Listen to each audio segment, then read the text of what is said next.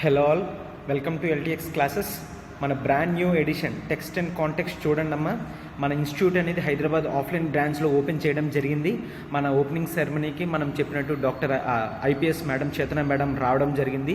మనం ఈ 2 days classes అవ్వకపోవడానికి కూడా మెయిన్ కారణం అదే అనమాట. అరేంజ్మెంట్స్, స్టూడెంట్స్ రిక్వైర్మెంట్స్ ఇవన్నీ కూడా చూసుకోవడం జరిగింది. సో అందుకనే you don't worry, from today ఈ రోజు నుంచి మనం డైలీ రెగ్యులర్గా టెక్స్ట్ అండ్ కాంటెక్స్ట్ చూస్తాం.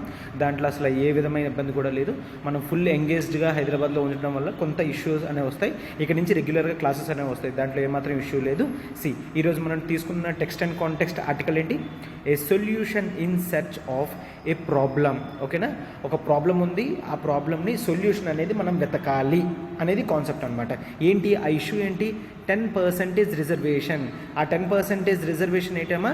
మనకి constitutional amendment act of 133. Okay, 103 constitutional amendment యాక్ట్స్లో మనకి 10% ఈడబ్ల్యూ రిజర్వేషన్ అనేది రావడం జరిగింది. అది మన ఆర్టికల్లో చూద్దాం, నో ఇష్యూస్. బట్ ఇది ఒక ప్రాబ్లం అంటున్నారు, దాని సొల్యూషన్ అనేది ఏంటో కూడా ఆర్టికల్లో క్లియర్గా డిస్కస్ చేయడం జరిగింది. ఇటువంటి వాటివి మన మెయిన్స్ చాలా ఇంపార్టెంట్గా మనం మెయిన్స్లో యూజ్ చేయడం జరుగుతుందన్నమాట. ఓకేనా? ఎస్, ఆర్టికల్ డీల్ చేస్తుంది దిస్ ఈజ్ శ్రీనివాస్. సో యథావిధిగా మనం ఫస్ట్ క్వశ్చన్ చూస్తాము. అప్రోచ్ అనేది లాస్ట్లో ఇవ్వడం అనేది జరుగుతుందన్నమాట. చూడండి క్వశ్చన్ నేను ఏ విధంగా డిజైన్ చేశాను. The longer life of reservations is not beneficial to society from the view of reducing inequalities in the society. Okay, సొసైటీలో ఇన్ఈక్వాలిటీస్ రెడ్యూస్ చేయడంలో ఈ రిజర్వేషన్స్ అనేవి జనరల్గా రిజర్వేషన్స్ 10 years ఉండాలి అని చెప్పేసి అంబేద్కర్ గారు పెట్టడం జరిగిందమ్మా. బట్ ఫ్యూ పొలిటికల్ ఇష్యూస్ వల్ల అది కంటిన్యూస్గా 10 years అలా కంటిన్యూస్ అవుతూనే ఉందన్నమాట. లాంగర్ లైఫ్ ఆఫ్ రిజర్వేషన్స్ అనే కాన్సెప్ట్ మనం ఉంచాము అంటే మన సొసైటీలో మనం ఏదైతే తగ్గాలనుకుంటున్నామో, ఏం తగ్గాలనుకుంటున్నాం? ఇన్ఈక్వాలిటీస్. సొసైటీలో ఏ విధంగా అయితే ఇన్ఈక్వాలిటీస్ తగ్గాలి అని అనుకుంటున్నామో అది లాంగ్ టర్మ్గా మనం రిజర్వేషన్స్ అనేవి కంటిన్యూ చేస్తే ఆ బెనిఫిట్స్ అనేవి మనం పొందలేము అని చెప్పడం జరిగిందనమాట. సో ఇంకెందుకు లేట్, మనం మన ఆర్టికల్లోకి వెళ్ళి ఆర్టికల్ని బ్యాక్గ్రౌండ్తో చెక్ చేసి ఇంపార్టెంట్ పాయింట్స్ అన్నీ మనం చూసుకొని ఆ తర్వాత ఈ క్వశ్చన్ని మనం అప్రోచ్ మోడ్లో చూసి మనం చూద్దాము. తర్వాత మీరు ట్రై చేస్తారు. ఓకేనా? ఎస్, ఇంకెందుకు లేట్ చూడండి అమ్మా, మనం మన ఆర్టికల్లోకి వెళ్ళిపోతాం. ఒకసారి స్మాల్ అనౌన్స్మెంట్ అమ్మా. మనము యూపీఎస్సీ ఇన్ఫినిటీ ఆఫ్లైన్ బ్యాచెస్ అనేవి మనకి ఎక్కడెక్కడ ఉన్నాం? మనం హైదరాబాద్ అశోక్ నగర్లో ఉన్నాం, విశాఖపట్నంలో ఉన్నాం, శ్రీకాకుళంలో కూడా ఉన్నాము. ఇప్పుడు హైదరాబాద్ మనం ఆఫ్లైన్ బ్రాంచ్ అనేది స్టార్ట్ చేయడం జరిగింది.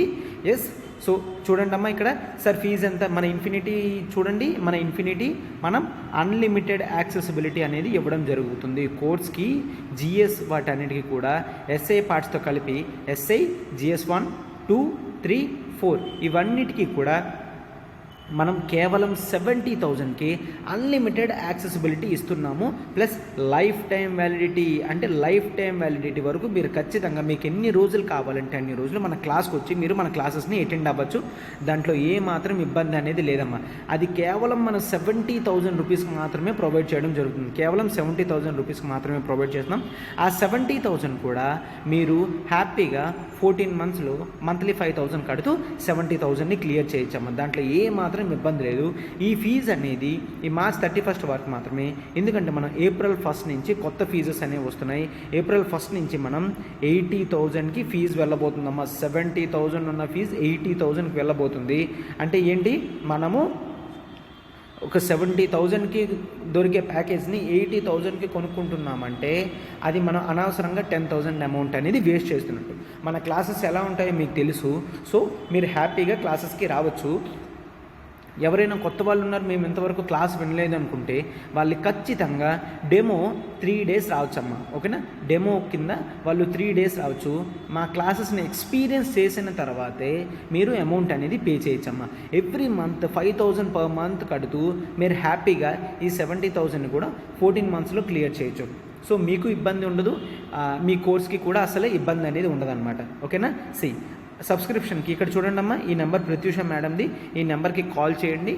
మీకు ఏ డౌట్స్ ఉన్నా కాల్ చేయండి రిగార్డింగ్ క్వైరీస్ దేనికైనా. ప్లస్ సబ్స్క్రిప్షన్ కూడా మేడంకి కాల్ చేసి సబ్స్క్రిప్షన్ అనేది ఈ 1st April ముందే తీసుకున్నామా. అంతవరకు అయితే మాత్రమే మనం 70,000కి ఇవ్వడం జరుగుతుంది. ఓకేనా? 70,000కి ఇవ్వడం జరుగుతుంది. ఓకేనా? ఎస్. ఓన్లీ ఆఫ్లైన్ అంటే లేదమ్మా, మనకి UPSC infinity live plus recorded online కూడా ఉన్నది. ఆన్లైన్ క్లాసెస్లో మనం లైవ్ ఇస్తున్నాము, రికార్డెడ్ క్లాసెస్ కూడా ఇస్తున్నాము. ఓకేనా. కొత్త బ్యాచ్ అనేది మనము 1 ఏప్రిల్ నుంచి స్టార్ట్ అవుతుందమ్మా. 1 ఏప్రిల్ నుంచి ఆన్లైన్లో లైవ్ ప్లస్ రికార్డెడ్లో మనకి కొత్త బ్యాచ్ అనేది స్టార్ట్ అవుతుంది. ఫీజు ఎంత? ఫీజు కేవలం 60,000 రూపీస్ మాత్రమే. ఫీజు కేవలం 60,000 రూపీస్ మాత్రమేనమ్మా. మంత్లీ మనం ఈఎంఐ 5,000 పర్ మంత్ కడుతూ హ్యాపీగా క్లియర్ చేయొచ్చు. 5,000 పర్ మంత్ కడుతూ హ్యాపీగా మనం క్లియర్ చేయొచ్చమ్మా. ఫీజెస్ అనేవి ఈ 1 ఏప్రిల్ నుంచి ఏ విధంగా ఆఫ్లైన్లో పెరుగుతున్నాయో ఓవరాల్ ఆన్లైన్లో కూడా మనం పెంచడం జరుగుతుంది. 60,000 నుంచి ఏప్రిల్ 1 నుంచి 70,000కి వెళ్ళబోతుందమ్మా. ఒక సర్వీస్ అనేది 60,000 రూపీస్లో దొరుకుతున్నప్పుడు దాన్ని అనవసరంగా 70,000 పెట్టి కొనకండమ్మా. సో 10,000 అనేది వేస్ట్ చేయకండి. సో ఆ కోర్సెస్ అన్ని ప్యాకేజెస్ అంతా కూడా మీకు live plus recorded GS, SI ఇవన్నీ కూడా కేవలం 60,000 రూపీస్కి మీకు ప్రొవైడ్ చేయడం జరుగుతుందన్నమాట. ఇది మీకు అన్లిమిటెడ్ యాక్సెసిబిలిటీ దొరుకుతుంది. అన్లిమిటెడ్ యాక్సెసిబిలిటీ అంటే అర్థం ఏంటి? మీరు ఒకసారి 2 సార్లు కాదు, మన వీడియోస్ని 10s ఆఫ్ టైమ్స్ అని చూడొచ్చు అనమాట. ఎన్నిసార్లు కావాలంటే అన్నిసార్లు చూడొచ్చు. దీంట్లో మీకు లైఫ్ టైం వ్యాలిడిటీ అనేది ఉంటుంది. లైఫ్ టైం వ్యాలిడిటీ అనేది ఉంటుంది. మీరు ఎన్నిసార్లు కావాలన్నా, ఎన్ని సంవత్సరాలు కావాలన్నా మీరు హ్యాపీగా క్లాసెస్ అనేవి చూడొచ్చు. మీకు ఏమాత్రం మీరు ఇబ్బంది పడాల్సిన అవసరం లేదమ్మా. ఓకేనా. ఈ నెంబర్ ప్రత్యూష మేడంది. మీకు ఏ డౌట్స్ ఉన్నా మేడం కాల్ చేయండి. ప్లస్ సబ్స్క్రిప్షన్ కూడా వెంటనే చేసుకోండి అమ్మా. 1 ఏప్రిల్ వరకు ఆగద్దు. 1 ఏప్రిల్ లోపల చేసుకుంటే మీరు ఫీజు అనేది 60,000 కట్టి జాయిన్ అవ్వచ్చు. సార్ ఓన్లీ జిఎస్కేనా? లేదమ్మా, మనం ఆప్షనల్ ఇన్ఫినిటీ కూడా స్టార్ట్ చేయడం జరిగింది. ఆప్షనల్ ఇంపార్టెన్స్ తెలుసు కదమ్మా. Optional 500 marks కమ్మా. ఆప్షనల్ మనం ఏ ఆప్షనల్స్ ప్రొవైడ్ చేస్తున్నాం? టాప్ 4లో ఉన్న ఆప్షనల్స్ని మనం ప్రొవైడ్ చేస్తున్నాం. Public administration, political science, international relations, anthropology and sociology. Director sir స్వయంగా పిఎస్ఐఆర్ అండ్ పబ్లిక్ అడ్మినిస్ట్రేషన్ అనేది డీల్ చేయడం జరుగుతుంది. సాయిరామ్ సార్ మీకు అందరికీ తెలుసు కదమ్మా. Sairam sir anthropology, sociology deal చేయడం జరుగుతుంది. నేను ఆంథ్రోపాలజీలో ఫిజికల్ ఆంథ్రోపాలజీ డిస్కస్ చేస్తాను. ఓకేనా. ఫిజికల్ ఆంథ్రోపాలజీ అనేది నేను డీల్ చేయడం జరుగుతుంది. ఓకేనా. మిగిలిన సోషల్ కల్చరల్ ఆంథ్రోపాలజీ అంతా సాయిరామ్ సార్ డిస్కస్ చేస్తారు. సోషియాలజీ పార్ట్ అంతా కూడా సాయిరామ్ సార్ డిస్కస్ చేస్తారనమాట. ఓకేనా. మనం ఆప్షనల్స్ కూడా అన్లిమిటెడ్ ఇస్తున్నాము. అంటే అన్లిమిటెడ్ యాక్సెసిబిలిటీ అనేది ఇస్తున్నాం. మనము రికార్డెడ్ క్లాసెస్కి అయితే మీరు కేవలం 25,000 కడితే సరిపోద్ది. లైవ్ ప్లస్ రికార్డెడ్కి అయితే కేవలం 30,000 కడితే సరిపోతుంది. మీకు అన్లిమిటెడ్ యాక్సెసిబిలిటీ అనేది వస్తుందమ్మా. అన్లిమిటెడ్ యాక్సెసిబిలిటీ వస్తుంది. ఈ అమౌంట్ కూడా మీరు ఒకేసారి కట్టక్కర్లేదమ్మా. మంత్లీ 5,000 కడుతూ హ్యాపీగా మీరు recorded classes live plus recorded అయితే 30,000ని కూడా 6 మంత్స్లో హ్యాపీగా 5,000 కడుతూ మీరు హ్యాపీగా క్లియర్ చేయగలరమ్మా. ఇది మనకి లైఫ్ టైం వ్యాలిడిటీ అనేది వస్తుంది. ఇక్కడ ఈ నెంబర్ చూడండి అమ్మా. ఈ నెంబర్ ప్రత్యూష మేడంది. మీకు ఏ డౌట్స్ ఉన్నా కూడా మేడం మీరు కాల్ చేయొచ్చు. మీరు సబ్స్క్రిప్షన్ చేయాలన్నా కూడా మేడంకి కాల్ చేయండి అమ్మా. సార్ ఆప్షనల్స్ ఎందుకు సార్ అన్లిమిటెడ్?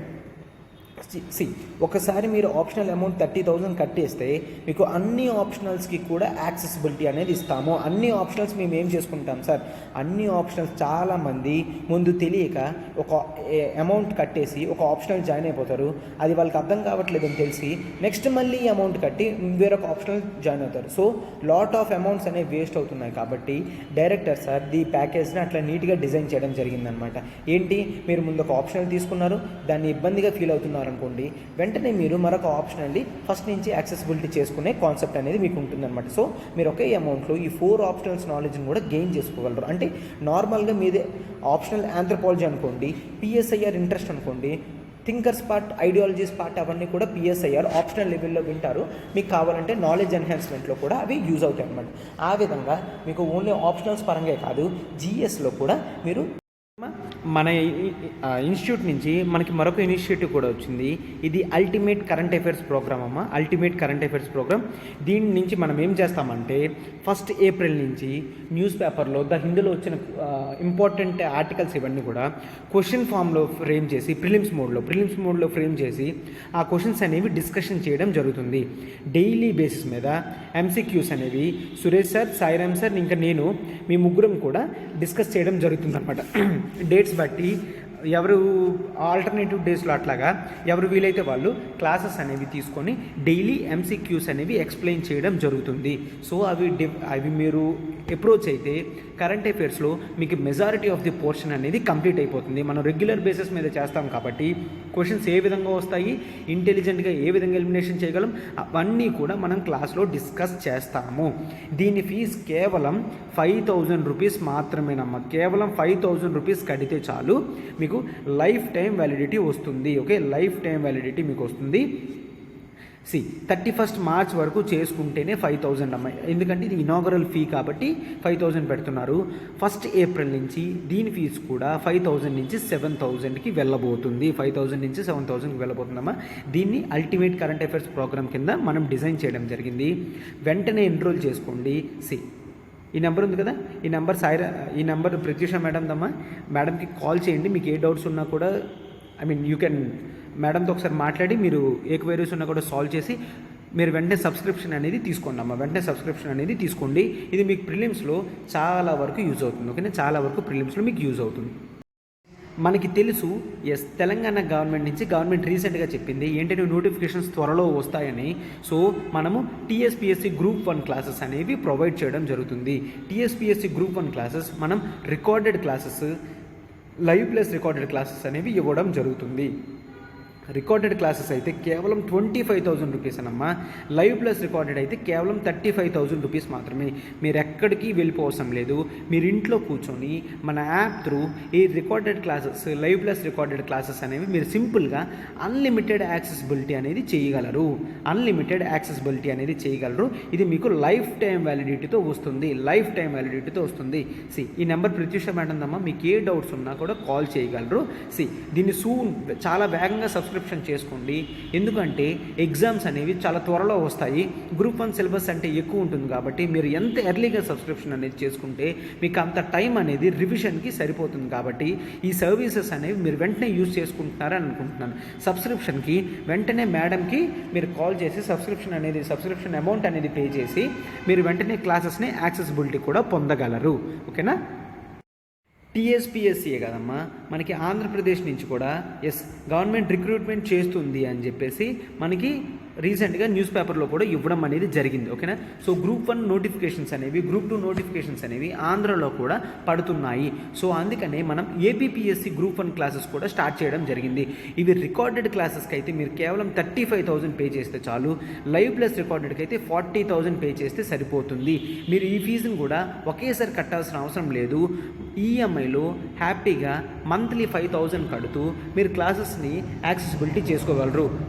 ఒకసారి నోటిఫికేషన్ వచ్చిందంటే ప్రాసెస్ అనేది ఇమీడియట్గా జరుగుతుంది కదమ్మా.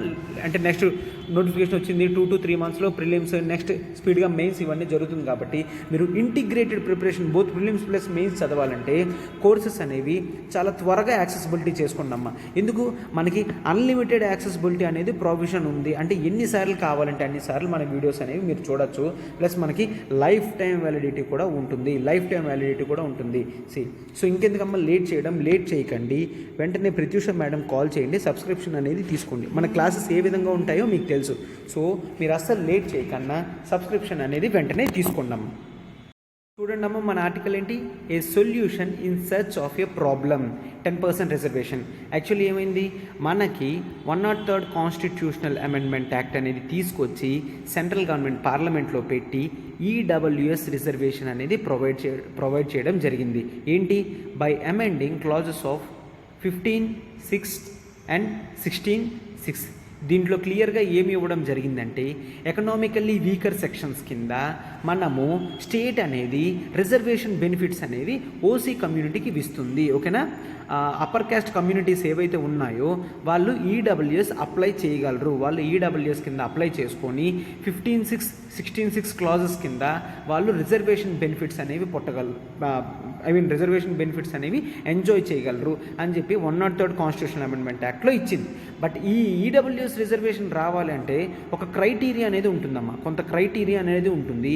ఆ క్రైటీరియాలో కొన్ని ఇష్యూస్ అనేవి రావడం జరిగింది. సో దాని గురించి కొంత బ్లర్ అనేది జరిగింది. ఏంటి అంటే వన్ ఆఫ్ ది క్రైటీరియన్స్ ఏంటి అంటే పర్ యానం ఇన్కమ్ అనేది 8 lakhs కన్నా తక్కువ ఉండాలి. 8 lakhs కన్నా పర్ యానం ఇన్కమ్ తక్కువ ఉంటే అప్పుడు మనం ఈడబ్ల్యూఎస్ కింద రిజర్వేషన్ తీసుకోవడం బెనిఫిటే అని చెప్పేసి. బట్ ఇక్కడ ఒక ప్రాబ్లం వచ్చిందమ్మా. 8 lakhs పర్ యానం పెడితే అది చాలా హ్యూజ్ అమౌంట్. ఇండియాలో లిటరల్లీ ఎంతమంది ఉన్నారంట 99% అనే పీపుల్ 8 lakhs per annum కింద తక్కువే ఇన్కమ్ అనేది ఎర్న్ చేస్తున్నట్టు చూపిస్తున్నారు. ఇప్పుడు మనం ట్యాక్స్ రిటర్న్స్ పే చేస్తాం కదమ్మా, ట్యాక్స్ రిటర్న్స్ పే చేసినప్పుడు మన యాన్యువల్ ఇన్కమ్ ఎంతో చూపిస్తాం కదా. ఎంతమంది ఉన్నారంటే 99% ఉన్నారు. ఇది ఎవరు చెప్పారు? నేషనల్ శాంపుల్స్ సర్వే ఆఫ్ 2011 చెప్తుంది. 2011 డేటా ప్రకారం నేషనల్ శాంపుల్ సర్వే ఏం చెప్తున్నారు? మీరు 8 lakhs పెట్టారు, కానీ 8 lakhsలో 99% ఆఫ్ పీపుల్ 8 lakhs కన్నా కిందే ఉన్నారు అని చెప్తుంది అనమాట. సో ఇప్పుడు ఏంటి అవసరం? ఎవరికి అవసరం? ఒకవేళ జనరల్గా కూడా మరొక ప్రావిజన్ ఉంటుందమ్మా. ఏంటని? 1000 SFT అనేది మున్సిపల్ ఏరియాస్లో హౌస్ అనేది ఉండకూడదు అని. దీనికి కూడా ఏంటి, నియర్లీ 95% ఆఫ్ పీపుల్కి 1000 SFT కన్నా తక్కువే ల్యాండ్ హోల్డింగ్ అనేది ఉంటుంది. సో ఇటువంటి టైంలో మీరు ఇటువంటి ప్రొవిజన్స్ పెడితే అవి ఎవరికి యూజ్ అవుతాయి, ఎవరికి యూజ్ అవ్వాలో నిజంగా వాళ్ళకి యూజ్ అవుతాయా అని చెప్పేసి అడుగుతున్నాను అనమాట. అంటే ఏ సొల్యూషన్. ఓకే, ఇవన్నీ కూడా ప్రాబ్లమ్సే, దీనికి మనం సొల్యూషన్స్ అనేవి కనిపెట్టాలి అని చెప్తున్నారు అనమాట. నెక్స్ట్ ఏంటి? మీరు రిజర్వేషన్ బెనిఫిట్ పెట్టారు, అది ఫైన్. బట్ మీరు 8 lakhs పెట్టారు, అది 8 lakhs పెడితే 99% పీపుల్ అందరూ 8 lakhs బిలోనే ఉన్నారు. సో అది ఎవరికి బెనిఫిట్ అవుతుంది? ఆ 10% రిజర్వేషన్లో ఇప్పుడు 99% పీపుల్ అప్పర్ క్యాస్ట్ కమ్యూనిటీస్ వాళ్ళు చూపించాలా, ఓకేనా అన్నట్టు చెప్తున్నారనమాట.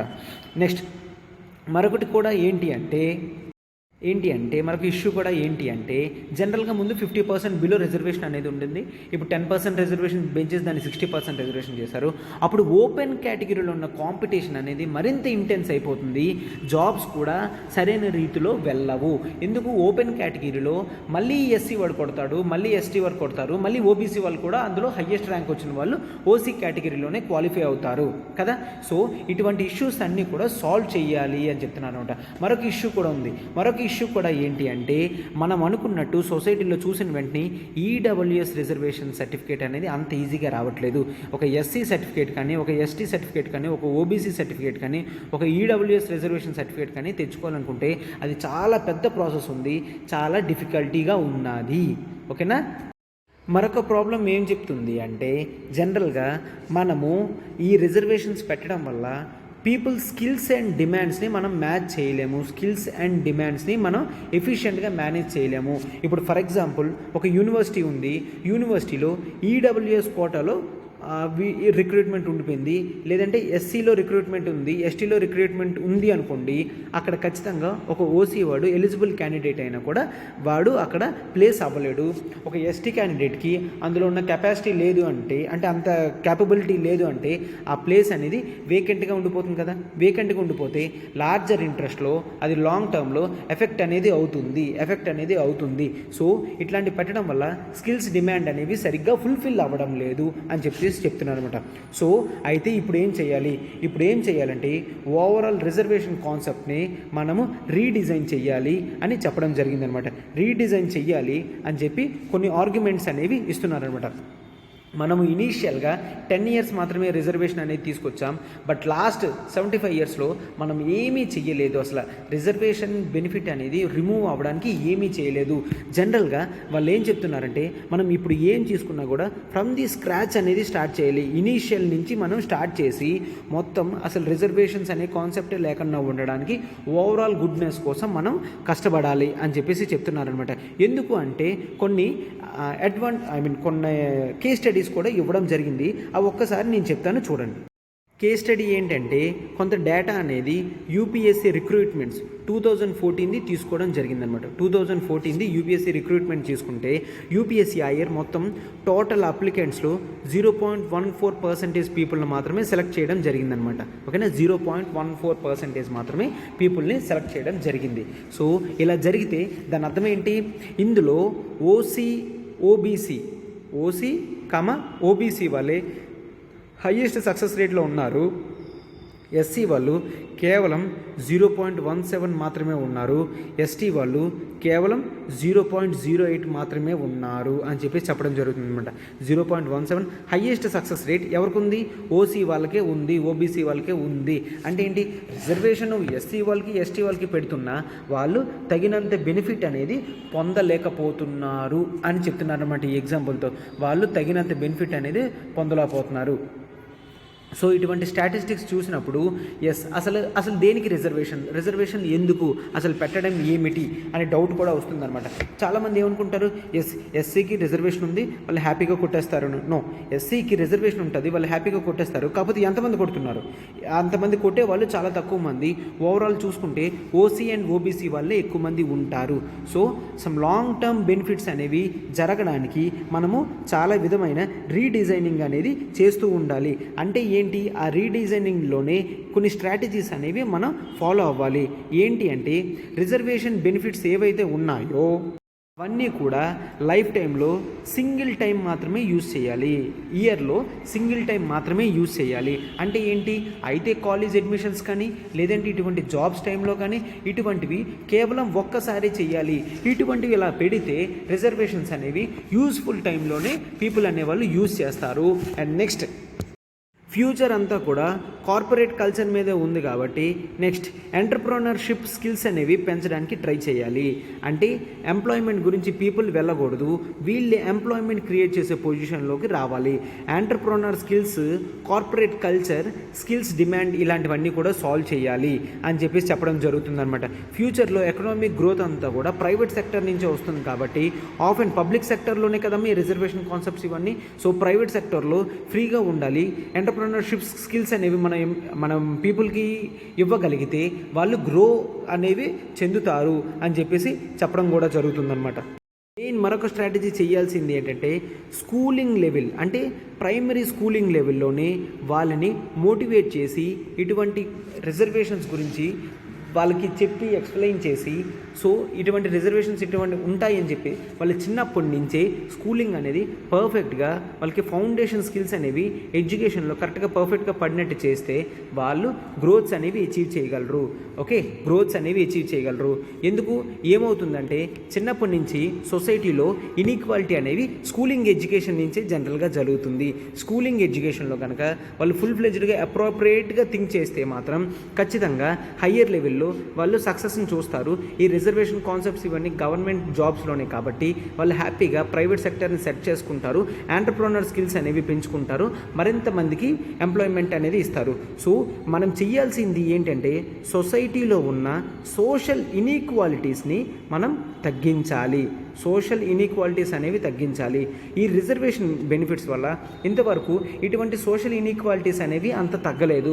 కొంతమంది పీపుల్ మాత్రమే ఈ రిజర్వేషన్ బెనిఫిట్స్ని ఎంజాయ్ చేయగలుగుతున్నారు కాబట్టి అందరూ కూడా ఎంజాయ్ చేయలేకపోతున్నారు అని చెప్పడం కూడా జరుగుతుందన్నమాట. సో మనం నెక్స్ట్ ఏ డెసిషన్ తీసుకున్నా కూడా ఈ సోషల్ ఇన్ఈక్వాలిటీస్ని అడ్రస్ చేయడానికి ఉంటేనే మంచిది.